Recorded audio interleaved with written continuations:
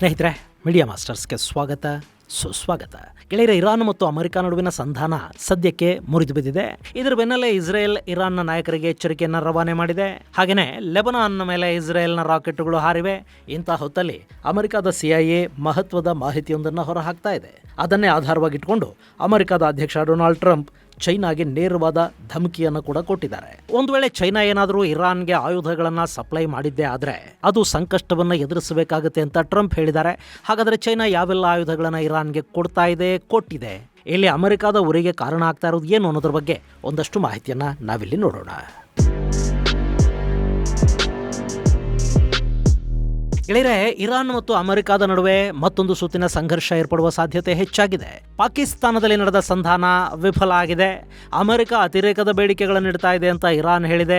ಇರಾನ್ನ ಸಾಕಷ್ಟು ಬೇಡಿಕೆಗಳನ್ನು ಒಪ್ಪೋದಕ್ಕೆ ನಾವು ಸಿದ್ಧ ಇದ್ವಿ, ಆದರೆ ಅವರು ಒಪ್ಪೋದಕ್ಕೆ ಸಾಧ್ಯವೇ ಆಗದ ಕೆಲ ಬೇಡಿಕೆಗಳನ್ನು ಇಡ್ತಾ ಇದ್ದಾರೆ ಅಂತ ಹೇಳಿದ ಅಮೆರಿಕದ ಉಪಾಧ್ಯಕ್ಷ JD ವ್ಯಾನ್ಸ್, ಮಾತುಕತೆಗಳು ಮುಗಿದ ನಂತರ ಪಾಕಿಸ್ತಾನದಲ್ಲಿ ಒಂದೇ ಒಂದು ನಿಮಿಷ ಕೂಡ ವೇಸ್ಟ್ ಮಾಡದೆ ವಿಮಾನ ಹತ್ತಿದ್ದಾರೆ. ನಾವಲ್ಲಿಗೆ ಸಂಧಾನಕ್ಕೆ ಅಂತ ಹೋಗಿರಲೇ ಇಲ್ಲ, ಜಸ್ಟ್ ಅಮೆರಿಕದ ಮೇಲೆ ರಾಜತಾಂತ್ರಿಕ ಒತ್ತಡವನ್ನ ಹೆಚ್ಚು ಮಾಡೋದಕ್ಕೆ ಮಾತ್ರ ಪಾಕಿಸ್ತಾನದ ಸಭೆಗೆ ಹೋಗಿದ್ದು ಅಂತ ಇರಾನಿನ ಸಂಸದರೊಬ್ಬರು ಹೇಳಿದ್ದಾರೆ. ಅಲ್ಲಿ ಈ ವಿಫಲ ಸಂಧಾನದ ನಂತರ ಕೂಡ ನಾವು ಗೆದ್ವಿ ಅಂತ ಅಮೆರಿಕ ಹಾಗೂ ಇರಾನ್ ಎರಡು ನರೇಟಿವ್ ವಾರ್ ಅನ್ನು ಶುರು ಮಾಡಿಕೊಂಡಿವೆ. ಇಂಥ ಹೊತ್ತಲ್ಲೇ ಚೈನಾದಿಂದ ಇರಾನ್ಗೆ ನಾನಾ ಮೂಲಗಳಿಂದ ವೆಪನ್ ಸಪ್ಲೈ ಆಗ್ತಾ ಇರಬಹುದು ಅನ್ನೋ ಮಾಹಿತಿಯನ್ನ CIA ಪೆಂಟಗಾನ್ಗೆ ಕೊಟ್ಟಿದೆ. ಈ ಮಾಹಿತಿಯನ್ನು ಇಟ್ಟುಕೊಂಡು ಟ್ರಂಪ್ ಚೈನಾಗೆ ಧಮಕಿ ಕೂಡ ಕೊಡ್ತಾ ಇದ್ದಾರೆ.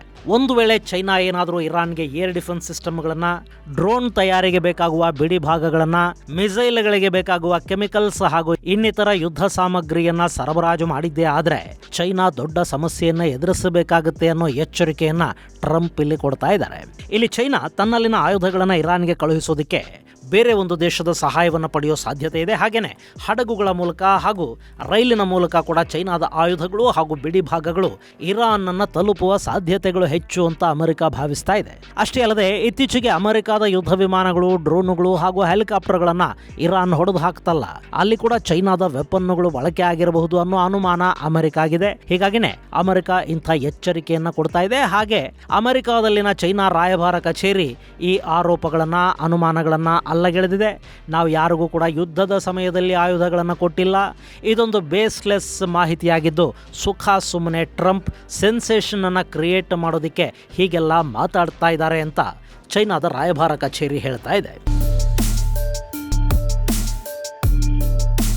ಗೆಳೆಯರೆ, ಇಲ್ಲಿ ಚೈನಾ ಇರಾನ್ಗೆ ಆಯುಧಗಳನ್ನು ಕೊಡ್ತಾ ಇದೆ ಅನ್ನೋ ಅನುಮಾನಕ್ಕೆ ಸಾಕಷ್ಟು ಕಾರಣಗಳು ಕೂಡ ಇವೆ. ಇರಾನ್ ತನ್ನ ಅಕ್ಕಪಕ್ಕದ ಅರಬ್ ದೇಶಗಳ ಮೇಲೆ, ಇಸ್ರೇಲ್ ಮೇಲೆ ಮಾಡಿದ ದಾಳಿಗಳಲ್ಲಿ ಸಾಕಷ್ಟು ಚೈನಾದ ಆಯುಧಗಳು ಪತ್ತೆಯಾಗಿವೆ. ಚೈನಾ ಇರಾನ್ಗೆ ಮ್ಯಾನ್ ಪಾಡ್ಗಳನ್ನು ಸರಬರಾಜು ಮಾಡ್ತಾ ಇದೆ. ಈ ಮ್ಯಾನ್ ಪೋರ್ಟಬಲ್ ಏರ್ ಡಿಫೆನ್ಸ್ ಸಿಸ್ಟಮ್ಗಳ ಮೂಲಕ ಹೆಲಿಕಾಪ್ಟರ್ಗಳನ್ನು, ಡ್ರೋನ್ಗಳನ್ನು, ಕೆಳಗೆ ಹಾರಾಡುವ A-10 ವಾರ್ಥೋಗ್ ಥರದ ವಿಮಾನಗಳನ್ನು ಸುಲಭವಾಗಿ ಟಾರ್ಗೆಟ್ ಮಾಡಿಕೊಳ್ಳೋದಕ್ಕೆ ಸಾಧ್ಯ ಆಗುತ್ತೆ. ಅದರಲ್ಲೂ ಇರಾನ್ನಲ್ಲಿನ ಗುಡ್ಡಗಾಡು ಪ್ರದೇಶಗಳಲ್ಲಿ ಈ ಮ್ಯಾನ್ ಪಾಡ್ಗಳು ತುಂಬಾನೇ ಉಪಯೋಗಕ್ಕೆ ಬರುತ್ತವೆ. ನಾಳೆ ಇರಾನ್ನಲ್ಲಿ ಅಮೆರಿಕ ಗ್ರೌಂಡ್ ಅಟ್ಯಾಕ್ ಮಾಡಬೇಕು ಅಂತ ಬಯಸಿದ್ರೆ ತನ್ನ ಸಿಬ್ಬಂದಿಯನ್ನ ನಿರ್ದಿಷ್ಟ ಸ್ಥಳಗಳಿಗೆ ಏರ್ ಲಿಫ್ಟ್ ಮಾಡಿ ಇಳಿಸೋ ಪ್ರಯತ್ನವನ್ನು ಮಾಡುತ್ತೆ. ಅಂಥ ಸಂದರ್ಭದಲ್ಲಿ ಅಮೆರಿಕದ ಹೆಲಿಕಾಪ್ಟರ್ಗಳನ್ನು ಹೊಡೆದು ಹಾಕೋದಕ್ಕೆ ಈ ಮ್ಯಾನ್ ಪಾಡ್ಗಳು ತುಂಬಾನೇ ಉಪಯುಕ್ತ ಅನ್ನಿಸ್ಕೊಳ್ಳುತ್ತವೆ. ಇನ್ನು ಇದರ ಜೊತೆ ಚೈನಾ ಇರಾನ್ಗೆ ಅಗತ್ಯವಾಗಿ ಬೇಕಾಗಿರುವ ಮಿಸೈಲ್ ಟೆಕ್ನಾಲಜಿಯನ್ನು ಕೊಟ್ಟಿದೆ ಅನ್ನೋ ಮಾಹಿತಿ ಅಮೆರಿಕಾಗಿದೆ. ಚೈನಾ ತನ್ನ ಒಂದು ಮಿಸೈಲ್ ತಯಾರಿಕಾ ಫ್ಯಾಕ್ಟರಿಯನ್ನೇ ಬಂದರ್ ಅಬ್ಬಾಸಲ್ಲಿ ಸ್ಥಾಪಿಸಿದೆ. ಅಲ್ಲಿಗೆ ಬೇಕಿರೋ ಬಿಡಿ ಭಾಗಗಳು ಹಾಗೂ ಇರಾನ್ಗೆ ಶಾಹಿದ್ ಡ್ರೋನ್ಗಳನ್ನು ತಯಾರು ಮಾಡಿಕೊಳ್ಳೋದಕ್ಕೆ ಬೇಕಾಗಿರೋ ಕಾಂಪೋನೆಂಟ್ಗಳನ್ನು ಕೂಡ ಚೈನಾನೇ ಕೊಡ್ತಾ ಇದೆ. ಅವು ನಿರಂತರವಾಗಿ ಪೂರೈಕೆ ಆಗ್ತಾ ಇರೋದ್ರಿಂದ ಇರಾನ್ನಲ್ಲಿ ಮಿಸೈಲ್ ಹಾಗೂ ಡ್ರೋನ್ಗಳ ತಯಾರಿ ನಡೀತಲೇ ಇದೆ. ಅಂಡರ್ ಗ್ರೌಂಡ್ ಟನಲ್ಗಳ ಒಳಗೆ ಆ ಫ್ಯಾಕ್ಟರಿಗಳನ್ನು ನಿರ್ಮಾಣ ಮಾಡಿಕೊಂಡಿದ್ದಾರೆ. ಹೀಗಾಗಿ ಅವುಗಳ ಮೇಲೆ ಎಷ್ಟೇ ದಾಳಿ ಮಾಡಿದರೂ ಕೆಲವೇ ದಿನಗಳಲ್ಲಿ ಅವು ಮತ್ತೆ ಕೆಲಸವನ್ನ ಆರಂಭ ಮಾಡ್ತಾ ಇವೆ. ಹೀಗಾಗಿ ಇರಾನ್ನಲ್ಲಿ ಪ್ರೊಡಕ್ಷನ್ ನಿಲ್ಲಬೇಕು ಅಂದ್ರೆ ಚೈನಾದ ಮೂಲಕ ಬರ್ತಾ ಇರೋ ಆಯುಧಗಳು ಮತ್ತು ಕಾಂಪೋನೆಂಟ್ಗಳು ನಿಲ್ಲಬೇಕು ಅಂತ ಅಮೆರಿಕ ಹೇಳ್ತಾ ಇದೆ. ಹಾಗೆ ಇರಾನ್ಗೆ ಬೇಕಾಗಿರೋ ಸಾಲಿಡ್ ಫ್ಯೂಯಲ್ ಟೆಕ್ನಾಲಜಿಯನ್ನು ಚೈನಾ ಕೊಟ್ಟಿದೆಯಂತೆ. ಇಲ್ಲಿ ಚೈನಾ ಸಾಲಿಡ್ ಫ್ಯೂಯಲ್ ಇಂಜಿನ್ಗಳಲ್ಲಿ ಬಳಸುವ ಅಮೋನಿಯಂ ಪರ್ಕ್ಲೋರೇಟ್ ಅನ್ನ ಇರಾನ್ಗೆ ಕೊಡ್ತಾ ಇದೆ ಅನ್ನೋ ಅನುಮಾನ ಅಮೆರಿಕಾಗಿದೆ. ಈ ಅಮೋನಿಯಂ ಪರ್ಕ್ಲೋರೈಟ್ ಅನ್ನೋದು ಅತ್ಯಂತ ದಹನಕಾರಿಯಾಗಿದ್ದು ಇದನ್ನು ಅಮೋನಿಯಂ ಹಾಗೂ ಪರ್ಲ್ ಕ್ಲೋರಿಕ್ ಆಸಿಡ್ ನಿಂದ ತಯಾರು ಮಾಡ್ತಾರೆ. ಇದರ ಜೊತೆ ಸಾಲಿಡ್ ಫ್ಯೂಯಲ್ ಇಂಜಿನ್ ಅಲ್ಲಿ ಬಳಸುವ ಇನ್ನಿತರ ಕೆಮಿಕಲ್ಗಳನ್ನು ಕೂಡ ಚೈನಾ ಕೊಡ್ತಾ ಇದೆಯಂತೆ. ಈ ಮೂಲಕ ಇರಾನಿನ ಬ್ಯಾಲಿಸ್ಟಿಕ್ ಮಿಸೈಲ್ ಕನಸನ್ನ ಚೈನಾ ನನಸು ಮಾಡಿದೆ ಅನ್ನೋ ವರದಿಗಳು ಅಮೆರಿಕಾದ ಕೈ ಸೇರಿವೆ. ಇನ್ನು ಇದರ ಜೊತೆ ಚೈನಾದ ನಾನಾ ವೆಪನ್ಗಳು ಈ ಕ್ಷಣಕ್ಕೂ ಕೂಡ ಇರಾನ್ ಅನ್ನು ತಲುಪ್ತಾ ಇವೆ. ಒಂದಷ್ಟು ಏರ್ಕ್ರಾಫ್ಟ್ಗಳು ಅಲ್ಲಿವೆ, ಹಾಗೆ ಯುದ್ಧ ಟ್ಯಾಂಕ್ಗಳು, ಆರ್ಮರ್ಡ್ ಪರ್ಸನಲ್ ಕ್ಯಾರಿಯರ್ಗಳು, ಆರ್ಟಿಲರಿ ಹಾಗೂ ಇನ್ನಷ್ಟು ಕನ್ವೆನ್ಷನಲ್ ವೆಪನ್ಗಳು ಕೂಡ ಚೈನಾನೇ ಇರಾನ್ಗೆ ಕೊಟ್ಟಿದೆ. ಈಗ ಮತ್ತೆ ಮತ್ತೆ ಅವುಗಳನ್ನ ಇರಾನ್ಗೆ ಪೂರೈಸುವ ಕೆಲಸಕ್ಕೆ ಕೂಡ ಚೈನಾ ಮುಂದಾಗ್ತಾ ಇದೆ. ಈ ಕದನ ವಿರಾಮದ ಸಂದರ್ಭದಲ್ಲಿ ಕೂಡ ಚೈನಾ ದೊಡ್ಡ ಪ್ರಮಾಣದಲ್ಲಿ ಆಯುಧಗಳ ಕನ್ಸೈನ್ಮೆಂಟ್ ಅನ್ನ ಇರಾನ್ಗೆ ಕಳುಹಿಸಿಕೊಟ್ಟಿದೆ ಅನ್ನೋ ಸಿಟ್ಟು ಅಮೆರಿಕದ್ದು. ಇಲ್ಲಿ ಚೈನಾ ಈಗ ತನ್ನ ಆಯುಧಗಳನ್ನ ಇರಾನ್ಗೆ ಪೂರೈಸೋದಕ್ಕೆ ಶಿಪ್ಗಳನ್ನ ಬಳಸ್ತಾ ಇದೆ. ಚೈನಾದ ಶಿಪ್ಗಳನ್ನ ಅಮೆರಿಕ ಕೂಡ ಪರೀಕ್ಷೆ ಮಾಡೋದಿಲ್ಲ. ಇನ್ನು IRGC ಚೈನಾದ ಫ್ಲಾಗ್ ಅನ್ನು ಹೊಂದಿರುವ ಶಿಪ್ಗೆ ಹಾರ್ಮೂಸ್ ಅಲ್ಲಿ ಫ್ರೀ ಎಂಟ್ರಿಯನ್ನು ಕೊಟ್ಟಿದೆ. ಇದರ ಜೊತೆ ಉತ್ತರ ಕೊರಿಯಾ ಮೂಲಕ ಕೂಡ ಚೈನಾದ ಆಯುಧಗಳು ಇರಾನ್ ಅನ್ನ ತಲುಪ್ತಾ ಇರೋ ಮಾಹಿತಿ ಇದೆ. ಇನ್ನು ಇದೆಲ್ಲದರ ಜೊತೆ ರಷ್ಯಾದ ಆಯುಧಗಳು ಇರಾನ್ ಅನ್ನ ತಲುಪ್ತಾ ಇದ್ದು ಸುಮಾರು 500ರಷ್ಟು ರಷ್ಯಾದ ವೆರ್ಬಾ ಮ್ಯಾನ್ಪಾಡುಗಳು ಈಗಾಗಲೇ ಇರಾನ್ಗೆ ಬಂದಿವೆಯಂತೆ. ಹಾಗೆ ರಷ್ಯಾದ ಕ್ರಸುಖಾ 4 ಅನ್ನೋ ಬ್ರಾಡ್ಬ್ಯಾಂಡ್ ಜಾಮರ್ ಇರಾನ್ಗೆ ಸಿಕ್ಕಿದೆ. ರಷ್ಯಾದ BMP-2 T-72 ಟ್ಯಾಂಕುಗಳು, ಕಿಲೋ ಕ್ಲಾಸ್ ಸಬ್ಮರೀನುಗಳು ಹಾಗೂ Su-35 ಜೆಟ್ಗಳು ಕೂಡ ಇರಾನ್ನ ಬತ್ತಳಿಕೆಯಲ್ಲಿವೆ. ಇದರ ಜೊತೆ ಅಮೆರಿಕದ ಟಾರ್ಗೆಟ್ಗಳನ್ನು ಗುರಿಯಾಗಿಸಿಕೊಂಡು ರಷ್ಯಾ ಇರಾನ್ಗೆ ಬೇಕಿರುವ ಸ್ಯಾಟಲೈಟ್ ಮಾಹಿತಿಯನ್ನು ಕೂಡ ಕೊಡ್ತಾ ಇದೆಯಂತೆ. ಸೊ ಇಲ್ಲಿ ರಷ್ಯಾ ಮತ್ತು ಚೈನಾ ಹಾಗೂ ಉತ್ತರ ಕೊರಿಯಾಗಳು ಇರಾನ್ನ ಬೆಂಬಲಕ್ಕೆ ನಿಂತಿವೆ. ಅದರಲ್ಲೂ ಚೈನಾದ ಪಾತ್ರ ಇಲ್ಲಿ ತುಂಬಾನೇ ದೊಡ್ಡದಿದೆ. ಚೈನಾ ಒಂದನ್ನು ತಡೆದ್ರೆ ಇರಾನ್ಗೆ ಆಯುಧಗಳು ಹೆಚ್ಚಿನ ಪ್ರಮಾಣದಲ್ಲಿ ಹೋಗದಂತೆ ತಡೆಯೋದಕ್ಕೆ ಸಾಧ್ಯ ಆಗತ್ತೆ. ಈ ಕಾರಣದಿಂದಲೇ ಅಮೆರಿಕ ಇಲ್ಲಿ ಚೈನಾನ ಥ್ರೆಟ್ ಮಾಡ್ತಾ ಇದೆ. ಇನ್ನು ಅಮೆರಿಕ ಇಷ್ಟೊಂದು ಸೀರಿಯಸ್ ಆಗಿರೋದು ತನ್ನ F-15 ಈಗಲ್ ಯುದ್ಧ ವಿಮಾನವನ್ನ ಇರಾನ್ ಹೊಡೆದು ಕೆಡವಿದ ಮೇಲೆ ಅನ್ನೋ ಮಾಹಿತಿಯನ್ನ CNN ಹೊರಹಾಕ್ತಾ ಇದೆ. ಕೆಲ ದಿನಗಳ ಹಿಂದೆ ಇರಾನ್ ಅಮೆರಿಕದ 2 ಪೈಲಟ್ಗಳಿದ್ದ F-15 ವಿಮಾನವನ್ನ ಹೊಡೆದು ಹಾಕ್ತು.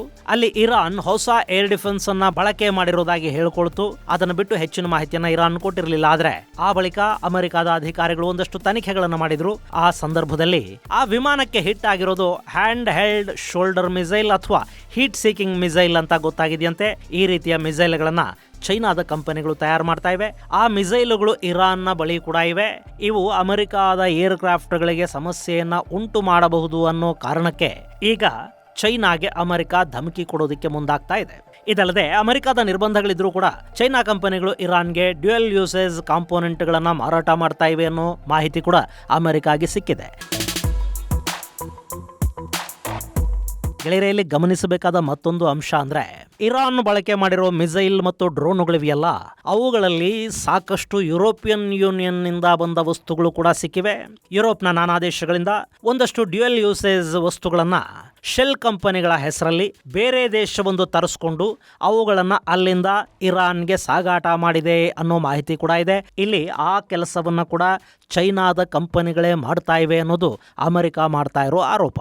ಮುಂದಿನ ಕೆಲ ವಾರಗಳಲ್ಲಿ ಅಮೆರಿಕದ ಅಧ್ಯಕ್ಷ ಡೊನಾಲ್ಡ್ ಟ್ರಂಪ್ ಚೈನಾ ಭೇಟಿಗೆ ಸಿದ್ಧತೆಗಳನ್ನು ನಡೆಸಿದ್ದಾರೆ.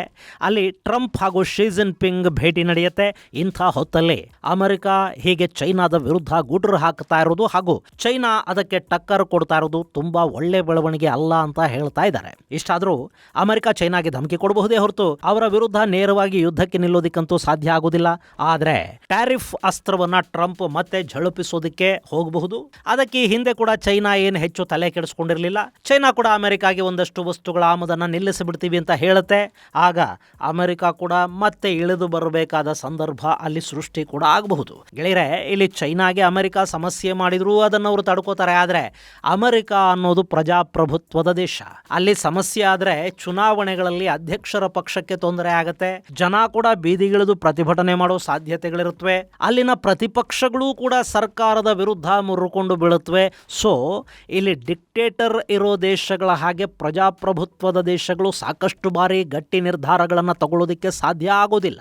ಆದರೂ ಟ್ರಂಪ್ ಇಲ್ಲಿ ಧಮಕಿಯನ್ನು ಕೊಡ್ತಾ ಇದ್ದಾರೆ. ಅದೇನಾಗುತ್ತೆ ಅನ್ನೋದನ್ನ ನೋಡೋಣ.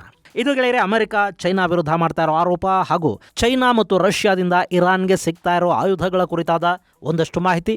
ಮುಂದಿನ ಸಂಚಿಕೆಯಲ್ಲಿ ಮತ್ತಷ್ಟು ವಿಶೇಷಗಳ ಜೊತೆ ಮತ್ತೆ ಭೇಟಿಯಾಗೋಣ. ಅಲ್ಲಿವರೆಗೆ ಜೈ ಹಿಂದ್, ಜೈ ಕರ್ನಾಟಕ.